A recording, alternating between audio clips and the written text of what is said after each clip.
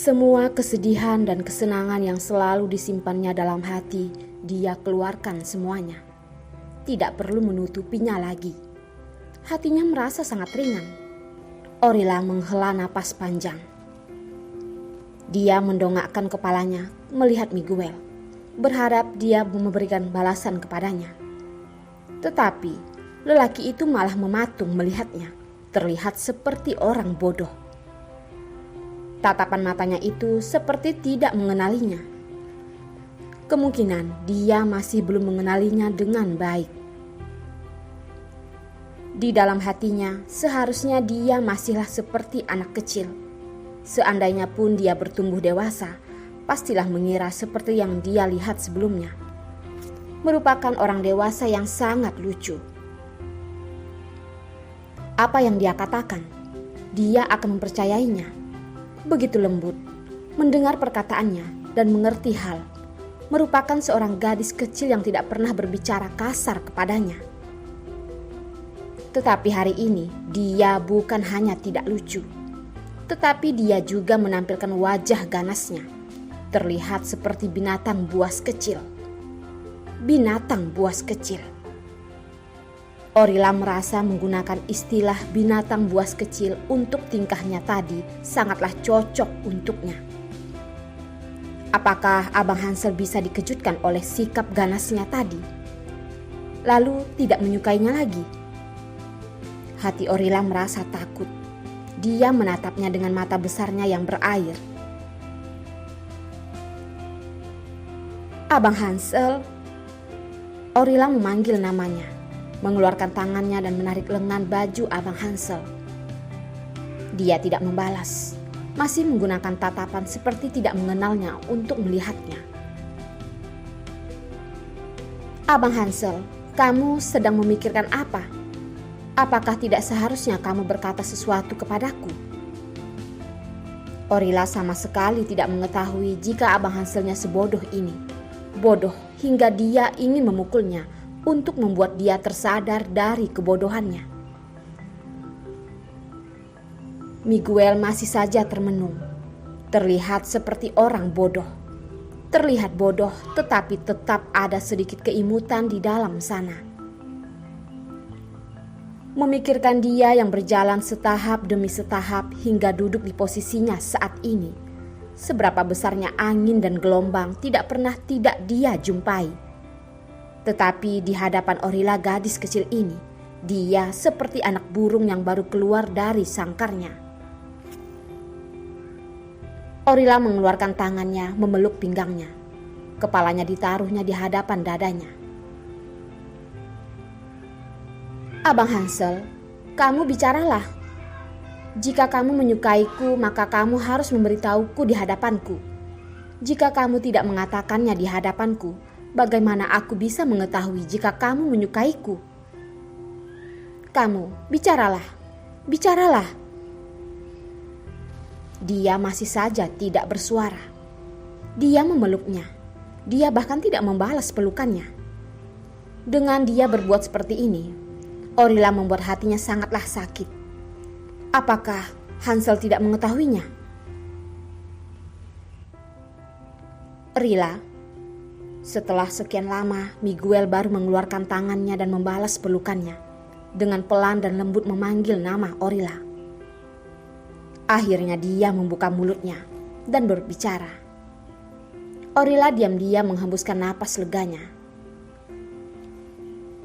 Iya, aku di sini. Katakanlah apa yang ingin kamu katakan kepadaku. Aku sedang mendengarkannya. Cepat bicaralah. Katakanlah perkataan yang seharusnya dia katakan kepadanya. Menyuruhnya tinggal di sisinya, menemaninya dia untuk menghadapi semua musuhnya. Rila, dia masih saja hanya mengatakan kedua kata ini. Begitu lembut. Juga ada beberapa ketidakberdayaan. Abang Hansel, kamu jangan hanya memanggil namaku saja. Katakanlah hal yang lain. Dia memeluk pinggangnya dengan sangat erat. Begitu khawatir, dia lari menjauh.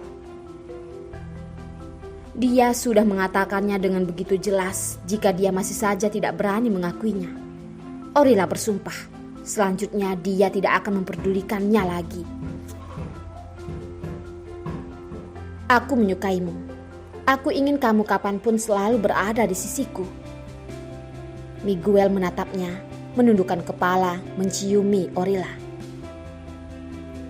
Tetapi lingkunganku terlalu berbahaya. Orila memotong pembicaraannya. Tidak ada tapi. Kamu menyukaiku. Aku juga menyukaimu. Itu sudah cukup. Miguel mendorongnya perlahan. Kedua tangannya memegang pundaknya, membuat dia bisa melihat kedua matanya. Rila, kamu dengarkan aku. Bahaya itu bukan sekedar bahaya yang bisa kamu pikirkan. Orila menggigit bibirnya berkata, Abang Hansel, aku mengerti jika kamu merasa khawatir.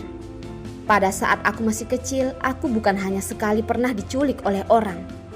Pada saat itu aku masih kecil, membutuhkan perlindungan kalian. Tetapi sekarang, aku sudah dewasa. Aku bisa melindungi diriku sendiri. Tidak akan membuat kalian merasa terbebani.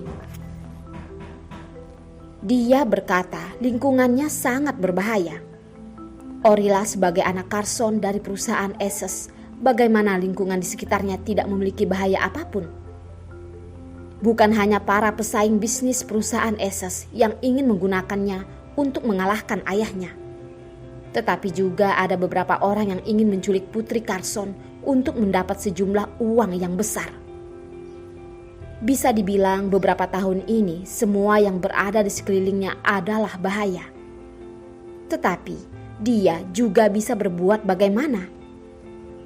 Apakah karena status dia sebagai putri dari keluarga Esses membawa bahaya baginya? Ayah dan ibunya bisa tidak menginginkannya sebagai putri mereka. Bagaimana bisa? Ayah dan ibunya tidak mungkin tidak menginginkannya. Mereka akan berusaha keras untuk melindungi mereka, membuatnya tumbuh sehat dan akhirnya menjadi orang dewasa.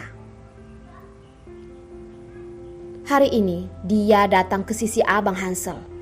Dia juga berharap jika Abang Hanselnya bisa seperti ayah dan ibunya, tidak menginginkannya, tetapi akan menyuruhnya berada di sisinya, bersamanya menghadapi segala kesusahan. Ayahnya sering berkata kepadanya, kehidupan manusia memiliki begitu banyak jalan untuk dipilih.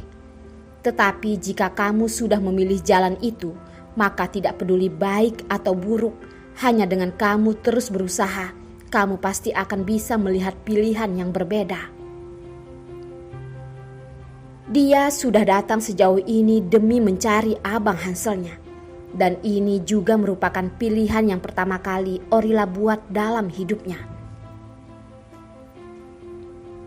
Aku sama sekali tidak pernah merasa kamu merepotkan. Gadis kecil ini, dia mengkhawatirkan keselamatannya. Khawatir dirinya tidak bisa melindunginya. Bagaimana bisa dia merasa dirinya sendiri merepotkan? Baiklah, jika seperti itu. Orila mengangkat tangannya, menyerahkan tangannya sendiri ke dalam tangannya yang besar. Abang Hansel, hari ini aku sudah memberikan diriku sendiri kepadamu. Kamu harus memegang tanganku erat-erat. Tidak boleh melepaskannya. Jika setelah berjanji kamu masih ingin melepaskan tanganku, maka kamu selamanya tidak akan bisa menemukanku lagi. Harapan Orila sangatlah mudah. Karena sudah menemukan Abang Hansel, maka dia tidak akan lagi meninggalkannya. Menemaninya di sampingnya, menemaninya tersenyum melihat rakyatnya. Rila, Miguel memegang tangannya. Tangannya jauh lebih kecil dibanding tangannya. Tangan Hansel bisa memegang keseluruhan tangan Rila. Abang Hansel, Orila melebarkan matanya, memandangnya dan tersenyum. Rila, dia sekali lagi demi sekali mengulangi memanggil namanya, seperti ingin membuat nama tersebut masuk ke dalam jiwanya. Abang Hansel, apakah kamu masih ingin melepaskanku? Orila melepaskan tangannya dan berjalan mundur. Rila. Miguel mengulurkan tangan untuk menangkapnya, tetapi Orila menghindarinya dan kembali berjalan mundur, membuat hati Miguel terasa hampa. Orila berkata, "Abang Hansel, kamu tidak bisa menangkapku, dan dengan matamu sendiri aku yang semakin menjauh. Apa yang kamu rasakan?" Miguel hanya terdiam. Hatinya seperti ditusuk oleh pisau. Tetapi dia tidak mengatakannya. "Kamu tidak akan mengatakannya, bukan?" Kali ini Orila mundur 3 langkah.